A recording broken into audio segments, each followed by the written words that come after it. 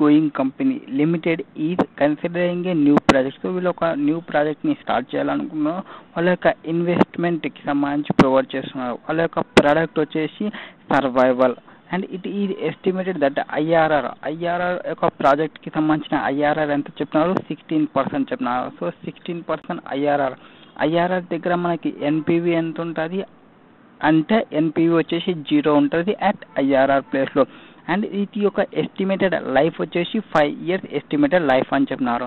Now finance manager has studied that project with sensitivity analysis. So sensitivity analysis అతను financial manager launch చేసినాడు and inform చేసినాడు annual fixed cost సెన్సిటివిటీని 7.8416. వీటితో మనం ఏం తీసుకోవచ్చు, ఫిక్స్డ్ కాస్ట్ సెన్సిటివిటీ ప్రొవైడ్ చేస్తే fixed కాస్ట్ని మనం క్యాలిక్యులేషన్ అనేది చేయొచ్చు. అండ్ వాటి తర్వాత ఫిక్స్డ్ కాస్ట్ నెక్స్ట్ తర్వాత వేరియస్ కాస్ట్ ఆఫ్ క్యాపిటల్ ఏమి మనకి డిస్కౌంట్ రేట్ సెన్సిటివిటీని ప్రొవైడ్ చేసిన 60%. అంటే మనం ఇక్కడ కాస్ట్ ఆఫ్ క్యాపిటల్ డిస్కౌంటింగ్ ఫ్యాక్టర్ని మనం క్యాలిక్యులేషన్ అనేది చేయొచ్చు. And other information available are profit volume ratio అంటే ఏమి మనకి ఈ కాంట్రిబ్యూషన్ని క్యాలిక్యులేషన్ చేయడానికి యూజ్ఫుల్ అవుతుంది. అండ్ వేరియబుల్ కాస్ట్, సో కాంట్రిబ్యూషన్కి వేరియబుల్ యాడ్ చేస్తే మనకు వచ్చేది selling price. Next annual cash flows. So యాన్యువల్గా క్యాష్ ఫ్లోస్ అయ్యేది అంతా 57,500 యాన్యువల్ క్యాష్ సెల్లింగ్ అవుతామని చెప్పినారు. Now ignore depreciation on initial investment and impact of taxation. So taxation డిప్రిషియేషన్ని అవసరం లేదు, మనం ఇంక్లూడ్ చేయాల్సినది. Now calculate initial investment of the project. So project యొక్క ఇనిషియల్ ఇన్వెస్ట్మెంట్ ఎంత, ఎన్పివి ఎంత, యాక్చువల్ ఫిక్స్డ్ కాస్ట్ ఎంత, estimated annual units of sales ఎంత, break even units ఎంత. సో ఇనీషియల్ ప్రాజెక్ట్ కావాలంటే మనం ఏం చెప్పొచ్చు, ఐఆర్ఆర్ మనకి ఎంత ఇచ్చినారు, 16% ఐఆర్ఆర్ ఇచ్చినారు. అండ్ ఐఆర్ఆర్ దగ్గర ఎన్పివి అనేది 0 అవుతుంది. నౌ ఇనీషియల్ ఇన్వెస్ట్మెంట్ అంటే ఇనీషియల్ కాస్ట్ ఆఫ్ ఇన్వెస్ట్మెంట్ ఎంత అవుతుంది, present value of annuity factor into IRR rate అంటే 16%, ఎన్ని ఇయర్స్కి 5 yearsకి ప్రాజెక్ట్ ఇంటూ క్యాష్ ఫ్లోస్ అంటే యాన్యువల్గా క్యాష్ ఫ్లోస్ ఎంత అవుతామని చెప్పినారు 57,500. So 57,500 into present value annuity factor 16%కి ఎంత ఇచ్చినారు, 3.274 ఇచ్చినారు. సో మల్టిప్లై చేస్తే 1,88,255 for the initial investment. So ఇనీషియల్గా మనం ఎంత ఇన్వెస్ట్మెంట్ చేసినట్టు 1,88,255 పెట్టినట్లు.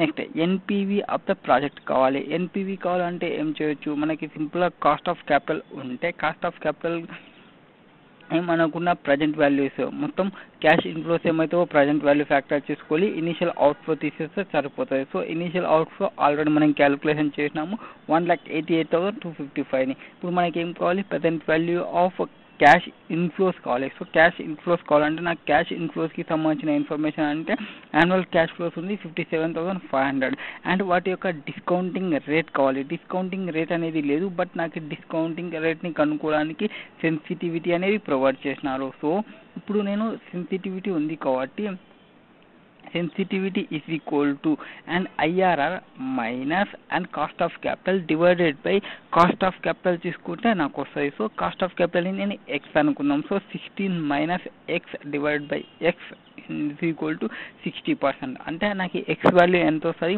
10% వస్తుంది. సో డిస్కౌంటింగ్ ఫ్యాక్టర్ 10% దగ్గర 5 yearsకి అన్నిటి ఫ్యాక్టర్ ఎంత ఉంది, 3.791 ఉంది. సో 57,500 ఇంటూ 3.791 మల్టిప్లై చేస్తే నాకు క్యాష్ ఇన్ఫ్లోస్ వస్తాయి. అండ్ క్యాష్ అవుట్ఫ్లో నేను ఆల్రెడీ క్యాలిక్యులేషన్ చేసిన కాస్ట్ ఆఫ్ ఇన్వెస్ట్మెంట్ వచ్చేసి 1,88,255 డిడక్ట్ చేస్తే నాకు వచ్చిన అమౌంట్ 29,727.5. అది నాకున్న NPU. Next annual fixed cost కావాలి. యాన్యువల్ ఫిక్స్డ్ కాస్ట్ కావాలంటే నాకున్న యూజ్ చేసుకోవడానికి ఫిక్స్డ్ కాస్ట్ సెన్సిటివిటీ అనేది ఉంది. So fixed cost sensitivity is equal to మనకి ఏదైతే అమౌంట్ వస్తుందో ఆ ఫిక్స్డ్ కాస్ట్కి సంబంధించి చూసుకొని చేయొచ్చు. సో ఫస్ట్ మనం ఏం చేసుకున్నాము, మనకి ఎన్పివి ఎంత ఉంది అండ్ ఎన్పివి నుంచి ఈ ఫ్యాక్టర్కి సంబంధించి so NPV minus amount of change మనకి ఎంత అమౌంట్ ఆఫ్ చేంజ్ అవుతుంది వాటితో మల్టిప్లికేషన్ అంటే ప్రజెంట్ వాల్యూ ఫ్యాక్టర్ ఎంత ఉంది, యాన్యుటీ ఫ్యాక్టర్ 10% దగ్గర 3.791 into amount of change in fixed cost ఎంత అనేది నాకు తెలియదు కాబట్టి ఎక్స్ అనుకుంటాము is equal to 0. So X value అనేది వస్తుంది. సో నౌ ఇప్పుడు ఫిక్స్డ్ కాస్ట్ని మనం క్యాలిక్యులేషన్ తీసుకుంటాము. సో ఆ ఎక్స్ వాల్యూని వైలో సబ్మిట్ చేసే వై ఈజ్ ఈక్వల్ టు 7.8416% తీసుకొని ఇది ఈక్వల్ టు ఎందుకు ఈ సెన్సిటివిటీ ఫ్యాక్టర్ అనమాట. సో 7.8416 అనేది ఇది ఈక్వల్ టు 7841.6 డివైడెడ్ చేసుకుంటే నాకు ఫిక్స్డ్ కాస్ట్ ఎంత అనేది వస్తుంది. సో ఫిక్స్డ్ కాస్ట్ వచ్చేసి నాకు 1 lakh వస్తుంది. Next estimated annual unit of సేల్స్ని కావాలన్నారు. సో ఎస్టిమేటెడ్ యాన్యువల్ యూనిట్ కావాలి అంటే యాన్యువల్ యూనిట్స్ కావాలి. సో సెల్లింగ్ ప్రైస్ ఉందా మనకి పర్ యూనిట్కి ఎన్నో సెల్లింగ్ ప్రైస్ అనేది లేదు. వేరియబుల్ కాస్ట్ ఉందా, ఎస్ వేరియబుల్ కాస్ట్ అనేది ఉంది 60 rupees. అండ్ పీవీ రేషియో ఉంది. సో పీవీ రేషియో ఉంది అంటే నాకు ఇప్పుడు వేరియబుల్ పర్సంటేజ్ కావాలి. వేరియబుల్ పర్సంటేజ్ కావాలి అంటే 100 - 70 చేస్తే వేరియబుల్ పర్సంటేజ్ అనేది వస్తుంది. దాంతో మనకి 60/30% తీసుకుంటే 200 rupees selling price per unit వస్తుంది. బట్ నాకు కావాల్సినది సెల్లింగ్ ప్రైస్ పర్ యూనిట్ కాదు, సెల్లింగ్ యొక్క యూనిట్స్ కావాలి. సో వాటి కోసం నేనేం చేయాలి, యాన్యువల్ క్యాష్ ఫ్లోస్ నాకు ఎంత అయినవి అంటే 57,500 వస్తుంది. ప్లస్ నాకు వస్తున్న ఫిక్స్డ్ కాస్ట్ ఎంత వచ్చింది, ఆల్రెడీ నేను ఫిక్స్డ్ కాస్ట్ క్యాలిక్యులేషన్ చేసినాము పాస్ట్ క్వశ్చన్లో 1 lakh. సో డివైడెడ్ బై ఎంత అమౌంట్ ఆ వాల్యూకి సంబంధించి తీసుకుంటే పీవీ రేషియో ఎంత 70%. సో టోటల్ 2,25,000 నాకు సేల్స్ అయింది. సేల్ ప్రైస్ పర్ యూనిట్ వచ్చేసి 200. సో 2,25,000 డివైడ్ బై 200 తీసుకుంటే 1,125 యూనిట్స్ నాకు ఎస్టిమేట్ చేస్తున్నట్టు యాన్యువల్ యూనిట్కి సంబంధించి. Next break even unit. So break even యూనిట్లో మనకి ఏమవుతుంది, మనం ఎంతైతే కాస్ట్ ఇంకర్ అవుతామో ఆ కాస్ట్కి మన అమౌంట్ అనేది ఈక్వల్గా మ్యాచ్ అయ్యే పాయింట్ని మనం బ్రేక్ ఈవెన్ పాయింట్ అన్నాము. సో నాకు ఇంకర్ అయిన ఫిక్స్డ్ కాస్ట్ ఎంత ఉంది, ఫిక్స్డ్ కాస్ట్ వచ్చేసి 1 lakh divided by contribution per unit. So contribution per unit ఎంత 140 rupees. ఇదా కాంట్రిబ్యూషన్ ఎట్లా వస్తుంది, 200 సెల్లింగ్ ప్రైస్ వచ్చింది అండ్ వేరియబుల్ కాస్ట్ 60 వచ్చింది. అంటే 200 - 60 చేస్తే 140 will be the contribution. So break even పాయింట్కి సంబంధించి formula fixed cost divided by contribution. So fixed cost 1 lakh divided by 140 చేసుకుంటే నాకు బ్రేక్ ఈవెన్ యూనిట్స్ ఎంత అనేది తెలుస్తాయి 714.285. అంటే ఈ 714.285 యూనిట్స్ని కన్నా నేను ప్రొడ్యూస్ చేసిన అంటే నాకు లాస్ ఉండదు, గెయిన్ ఉండదు. అండ్ నార్మల్గా 1,125 యూనిట్స్ నేను యాజ్ ఆఫ్ ప్రొవైడ్ చేస్తుంటేనే నాకు యాన్యువల్ క్యాష్ ఫ్లోస్ ఎంత వస్తున్నాయి 57,500 వస్తున్నాయి. ఇది క్వశ్చన్ నెంబర్ 12కి సంబంధించి. నెక్స్ట్ క్వశ్చన్ వచ్చేసి 13th question. What is there in 13th question. Unnat limited అనేది ఒక కంపెనీ ఉంది. ఆ కంపెనీ ఇన్వెస్టింగ్ చేయాలనుకుంటుంది, ఒక 50 lakhs ఇన్వెస్ట్మెంట్ చేయాలనుకుంటుంది న్యూ మిషన్ పైన. అండ్ వాటి యొక్క ఎక్స్పెక్టెడ్ లైఫ్ ఎంత ప్రొవైడ్ చేసినాడు, 5 years the expected life. And scrap value ఏమీ లేదు. అండ్ వీళ్ళు ఎక్స్పెక్ట్ చేస్తున్న యూనిట్స్ వచ్చేసి ఒక 2 lakhs యూనిట్స్ని ప్రొడ్యూస్ చేస్తుంది. ఆ యొక్క మిషన్ ఏదైతే న్యూ మిషన్ పర్చేస్ చేస్తున్నారో ఆ మిషన్ 2 lakhs యూనిట్ని ప్రొడ్యూస్ చేస్తుందని వాళ్ళ యొక్క ఎస్టిమేషన్. అండ్ వీటిని సేల్ చేస్తాం. సెల్లింగ్ ప్రైస్ ఎంత 30 rupees per unit selling price. And variable cost వచ్చేసి 16.5 per యూనిట్. అండ్ వీటికి సంబంధించి ఫిక్స్డ్ కాస్ట్ ప్రొవైడ్ చేసినాడు 10 lakhs per year. అంటే ఇక్కడ selling price minus variable cost చేస్తే కాంట్రిబ్యూషన్ వస్తుంది. కాంట్రిబ్యూషన్ ఇంటూ 2 lakhs చేసుకుంటే మనకి టోటల్ కాంట్రిబ్యూషన్ వస్తుంది. కాంట్రిబ్యూషన్ నుంచి ఫిక్స్డ్ కాస్ట్ చేస్తే ప్రాఫిట్ వస్తుంది. అండ్ కాస్ట్ ఆఫ్ క్యాపిటల్, ఆ కాస్ట్ ఆఫ్ క్యాపిటల్ 12%. అంటే ఆ sales contribution minus fixed cost చేసిన తర్వాత వచ్చిన ప్రాఫిట్ని ప్రెజెంట్ వాల్యూ ఫ్యాక్టర్కి తీసుకోవాలి. And acceptable level of risk ఈ 20%. అంటే మనం క్యాలిక్యులేషన్ చేసిన తర్వాత ఆ పర్సంటేజ్ అనేది ఛాన్సెస్ ఆఫ్ ప్రాబబిలిటీ ఛాన్సెస్ అనేది మినిమం 20% లెవెల్ వరకు మనం యాక్సెప్ట్ చేయగలం. అంటే 30% రిస్క్ ఉంటే మనం యాక్సెప్ట్ చేయము, 40% రిస్క్ ఉంటే యాక్సెప్ట్ చేయము. సో ప్రాబబిలిటీ అనేది 20 ఆర్ బిలో ఉంటేనే మనం యాక్సెప్ట్ చేస్తాము. సో అబోవ్ ఉంటే మనం యాక్సెప్ట్ చేయము. ఈ క్వశ్చన్ వరకు. Now you are required to measure sensitivity. Measure the sensitivity of the project NPV to change in the following project variables. So మనం ఫస్ట్ ఏం చేయాలి, ఎన్పివిని క్యాలిక్యులేషన్ చేయాలి. యాజ్ ఇట్ ఈజ్గా ఎన్పివి కావాలంటే ఏమి మనం ఇన్వెస్ట్మెంట్ పెట్టినది అంటే ఇనీషియల్ అవుట్ఫ్లో నాకు ఎంత ఉంది 50 lakhs ఉంది. అండ్ వాటికి సంబంధించి ఏం చేయాలి, ఇన్ఫ్లోస్ని యాడ్ చేయాలి. సో ఇన్ఫ్లోస్ అంటే 2 lakhs యూనిట్స్ ఇంటూ 30 - 16.5 అంటే కాంట్రిబ్యూషన్ వస్తుంది. మైనస్ 10 lakhs తీసుకుంటే ఫిక్స్డ్ కాస్ట్ వస్తుంది. వీటిని ప్రెజెంట్ వాల్యూ యాన్యుటీ ఫ్యాక్టర్తో తీసుకోవాలి. ఎంత 12%తో తీసుకోవాలి. ఎన్ని ఇయర్స్కి 5 yearsకి తీసుకోవాలి. అండ్ ఇక్కడ మిషన్ అనేది ప్రొవైడ్ చేసినారు. సో అండ్ ట్యాక్స్ రేట్ అనేది ఏం ప్రొవైడ్ చేయలేదు కాబట్టి డిప్రిషియేషన్ అడ్జస్ట్మెంట్ అనేది ఏం చేయాల్సిన అవసరం లేదు. సో మనకి అప్పుడు ఫస్ట్ క్యాలిక్యులేషన్ చేసే ఎన్పివి ఎంత వస్తుంది, 11,28,500 అనేది ఎన్పివి వస్తుంది.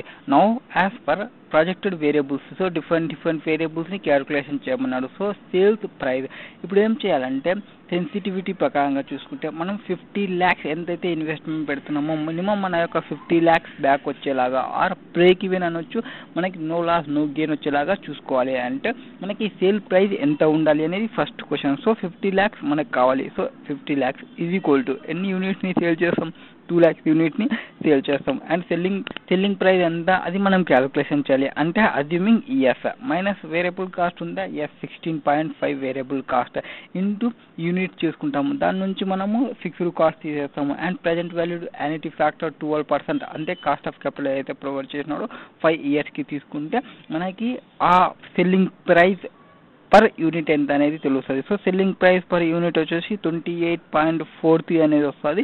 అండ్ ఎంత పర్సెంటేజ్ ఫాల్ అయినట్టు 5.23 ఫాల్ అయినట్లు. ఎందుకు 30 రూపీస్ నార్మల్గా ఉండేది ఇప్పుడు 28.43 వస్తుంది.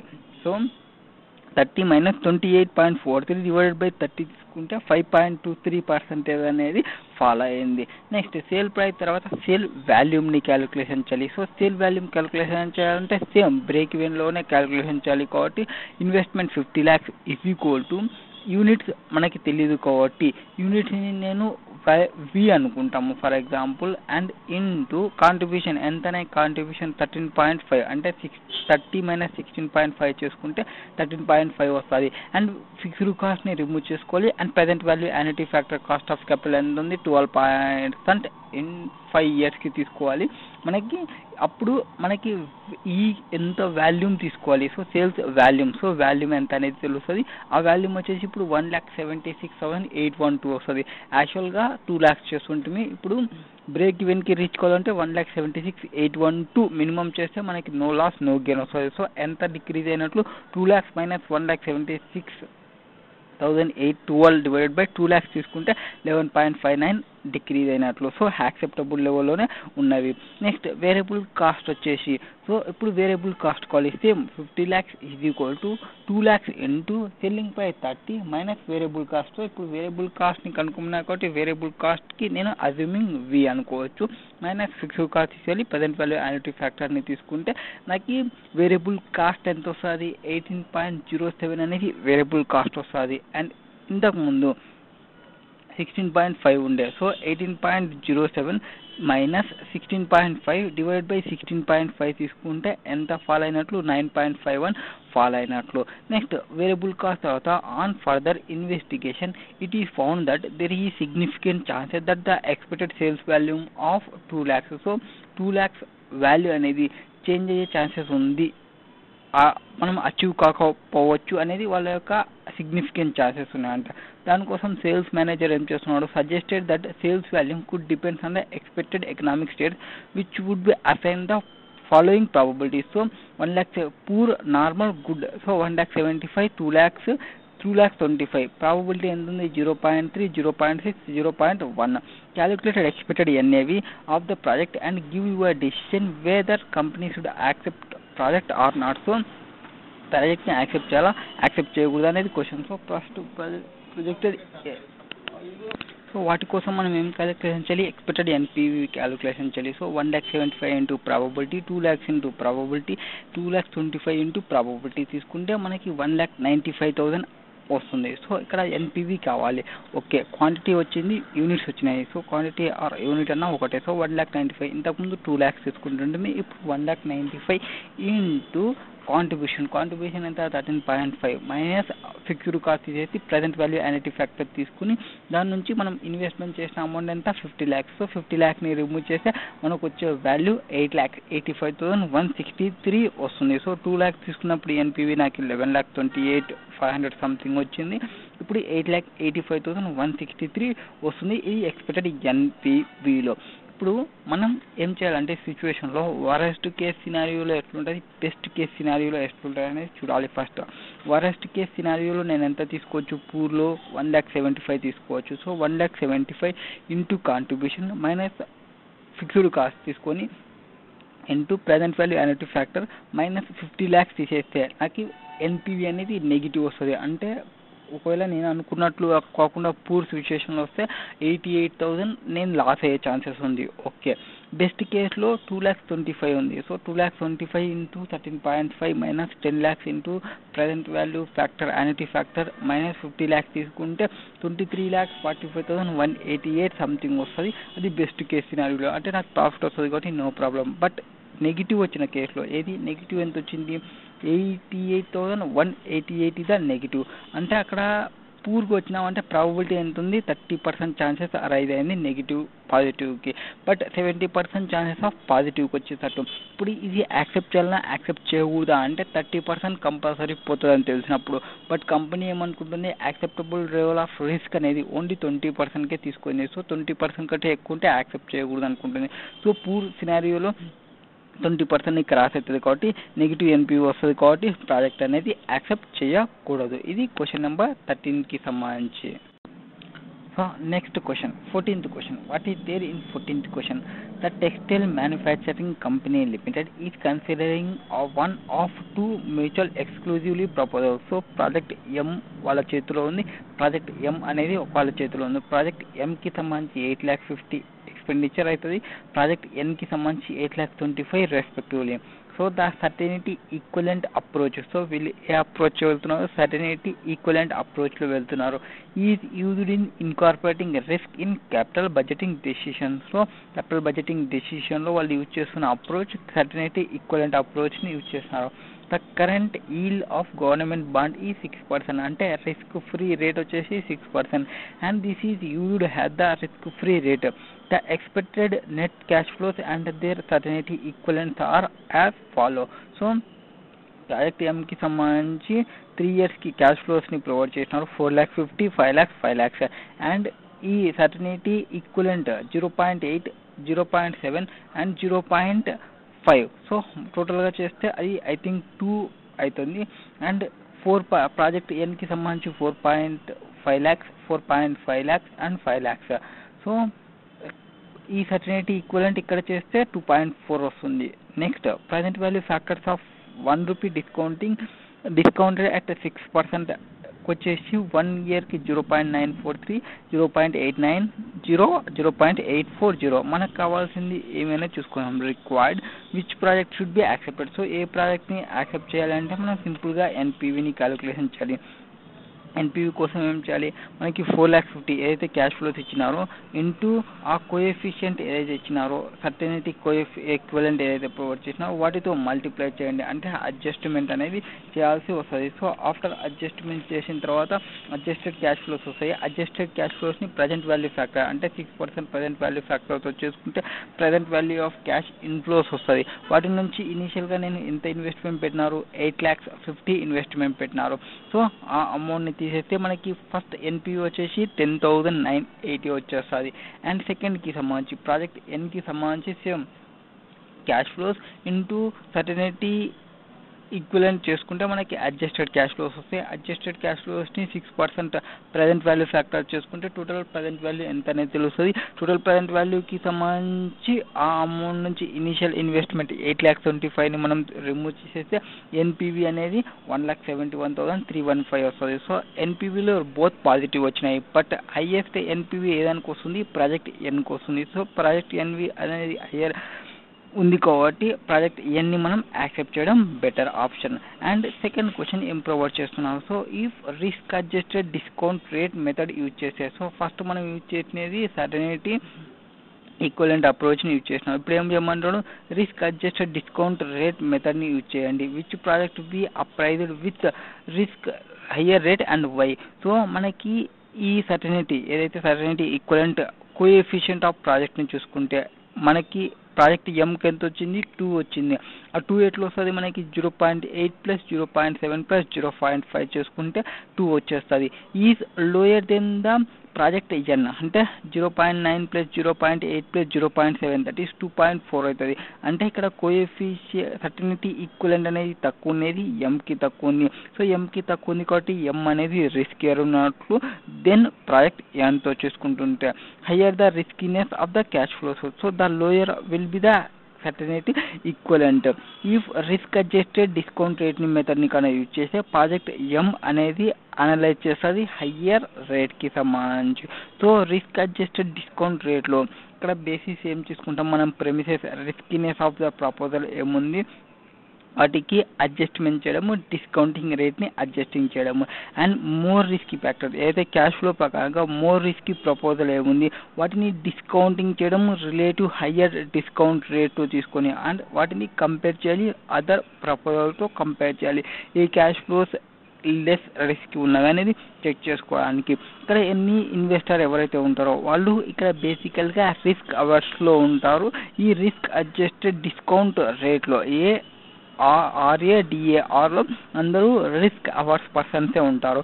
However he may be ready to take risk provided, అతనికి ఎప్పుడు ఎవరి పర్సన్ అయినా కానీ రిస్క్ తీసుకోవాలంటే అతనికి రివార్డ్ అనేది ఉంటే రిస్క్ తీసుకోవడానికి రెడీగా ఉంటారు. So more risk the investment is the greater would be the expected return. So expected return అనేది ఎక్స్పెక్టేషన్ చేసేటప్పుడు మనం డిస్కౌంటింగ్ రేట్ ఎంత ఉంది అండ్ డిస్కౌంటింగ్ రేట్ అనేది మినిమం రిక్వైర్డ్ రిటర్న్ అనేది జనరేట్ చేస్తుందా లేదా ఆ ప్రపోజల్కి సంబంధించి. అండ్ ఒకవేళ రిక్వైర్డ్ రిటర్న్ మనకి మినిమం రిక్వైర్డ్ రిటర్న్ అనేది వస్తుంటే ఆ డిస్కౌంట్ రేట్లో మనం యాక్సెప్ట్ చేయాలి. So therefore positive correlation between risk of proposal and discount rate అనేది చెక్ చేసుకోవాలి. అది క్వశ్చన్ నెంబర్ 14కి సంబంధించిన క్వశ్చన్. సో నెక్స్ట్ క్వశ్చన్ వచ్చేసి 15th question. What is there in 15th question? Determine the risk adjusted net present value. So risk adjusted ఎన్పివిని calculation చేయాలి for following ప్రాజెక్ట్కి సంబంధించి. So ప్రాజెక్ట్లో XYZ 3 ప్రాజెక్ట్స్ ఉన్నాయి, క్యాష్ అవుట్లెట్ ఉన్నాయి. So NPV అంటే మనకి simple cash outlay cash inflows ఉంటాయి. సో క్యాష్ ఇన్ఫ్లోస్ నుంచి ఆ క్యాష్ ఇన్ఫ్లోస్ని present value of cash inflows చేయాలి మైనస్ క్యాష్ అవుట్లే చేస్తే మనకి ఎన్పివి అనేది వస్తుంది. సో క్యాష్ ఫ్లోస్ ఉన్నాయి, క్యాష్ అవుట్లెట్, ప్రాజెక్ట్ లైఫ్ వచ్చేసి 5 years, యాన్యువల్ క్యాష్ ఇన్ఫ్లోస్ వచ్చేసి 70,000, 42,000, 30,000. అండ్ కోఎఫిషియంట్ ఆఫ్ వేరియేషన్ వచ్చేసి 1.2, 0.8 అండ్ 0.4కి ప్రొవైడ్ చేసినారు. అండ్ కంపెనీ ఏం చెప్తుంది, select the risk adjusted rate of discount on the base of coefficient of variation. So ఆ coefficient variant ఏదైతే provide చేసినారో దాన్ని బేస్ చేసుకుని మనం రేట్ ఆఫ్ రిటర్న్ని క్యాలిక్యులేషన్ తీసుకోవాలి. సో 1.2 దగ్గర ఎంత ఉంది రేట్ ఆఫ్ రిటర్న్? 16%. సో 16%కి సంబంధించి ప్రజెంట్ వాల్యూ యాన్యుటీ ఫ్యాక్టర్ ఎంత ఉంది? 3.274ని నేను కన్సిడర్ చేయాలి ప్రాజెక్ట్ ఎక్స్కి సంబంధించి. నెక్స్ట్ ప్రాజెక్ట్ వైకి సంబంధించి 0.8 దగ్గర ఎంత ఉంది? 14% ఉంది, అంటే 3.433ని యూజ్ చేయాలి. అండ్ ప్రాజెక్ట్ జెడ్ దగ్గర 0.4 దగ్గర 12% ఉంది, 3.605 నేను యూజ్ చేయాలి. ఏ దానిపైన యూజ్ చేయాలి? క్యాష్ ఇన్ఫ్లోస్ ఏమున్నాయి? యాన్యువల్ క్యాష్ ఇన్ఫ్లో 70,000, 42,000, 30,000 వాటిపైన ఈ ప్రజెంట్ వాల్యూ యాన్యుటీ ఫ్యాక్టర్స్ని మల్టిప్లై చేసి మైనస్ క్యాష్ అవుట్లే చేస్తే మనకి ఎన్పివి అనేది వస్తుంది. ఎన్పివిలో ఏవైతే పాజిటివ్ ఉంటావో ఆ పాజిటివ్ ఉన్న ఎన్పివిస్ని మనం క్యాలిక్యులేషన్ చేయాలి. 3 పాజిటివ్ ఉంటే హైయెస్ట్ ఎన్పివి ఏదైతే వస్తుందో ఆ హైయెస్ట్ ఎన్పివిని మనం యాక్సెప్ట్ చేస్తాము. ఇది question number 15th one. Next question number 16th one. New project limited is evaluating 3 projects. So P1, P2, P3.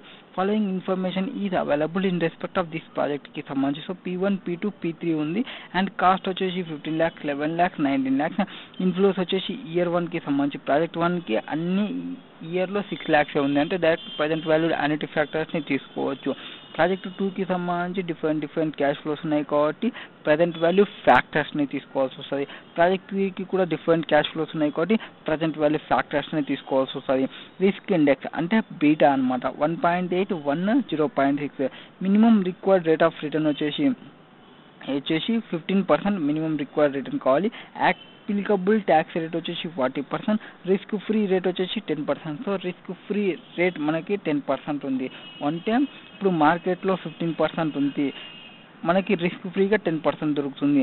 And beta provide చేసినారు పైన. So find out risk adjusted discount rate for this project. మనం ఏం use చేస్తామంటే CAPM మెథడ్ని use చేయొచ్చు. CAPM మెథడ్లో మనకి ఏం చెప్తారంటే RF plus beta into RM minus RF. So RF తెలుసా? yes 10%, RM తెలుసా? yes 15%, బీటా తెలుసా? yes 1.8, 1 0.6. సో ఆ ఫార్ములాలో వేస్తే మనకి ప్రాజెక్ట్ 1కి, ప్రాజెక్ట్ 2కి, ప్రాజెక్ట్ 3కి సంబంధించి డిఫరెంట్ పర్సంటేజెస్ అనేది వస్తాయి. సో 19% ఒకటి, 15% ఒకటి, 13% అనేది ఒకటి రిక్వైర్డ్ రిటర్న్స్కి సంబంధించి వస్తుంది. వీటితో ఇప్పుడు ప్రాజెక్ట్ 1కి సంబంధించి, సో ప్రాజెక్ట్ 1కి సంబంధించి 19% వస్తుంది. అండ్ 4 yearsకి సంబంధించి ప్రజెంట్ వాల్యూ యాన్యుటీ ఫ్యాక్టర్స్ని తీసుకొని 6 lakhs into present value annuity factor 16% తీసుకుంటే present value of cash inflows వస్తాయి. వాటి నుంచి కాస్ట్ 15 lakhsని రిమూవ్ చేస్తే నాకు ఎన్పివి అనేది 83,400 సంథింగ్ వస్తుంది.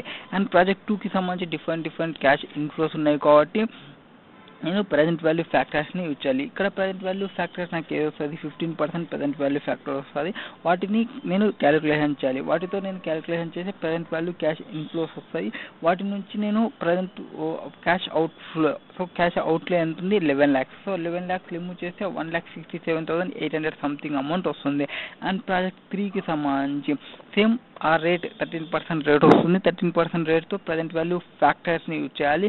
ప్రజెంట్ వాల్యూ ఫ్యాక్టర్స్ని యూజ్ చేస్తే నాకు క్యాష్ ఇన్ఫ్లోస్ ఎంత అనేది వస్తుంది. వాటి నుంచి కాస్ట్ ఆఫ్ ఇన్వెస్ట్మెంట్ నేను ఎంత ఇన్వెస్ట్మెంట్ చేస్తాను? 19 lakhs ఇన్వెస్ట్మెంట్ చేస్తాను. సో అప్పుడు ఎన్పివి నాకు 2,13,800 వస్తుంది. సో 3 ప్రాజెక్ట్స్ అనేది పాజిటివ్ వచ్చినాయి కాబట్టి హైయెస్ట్ ఎన్పివి ఎక్కడ వస్తుంది? ప్రాజెక్ట్ 3లో వస్తుంది. సో ప్రాజెక్ట్ 3ని నేను యాక్సెప్ట్ చేస్తాను. So in continuation with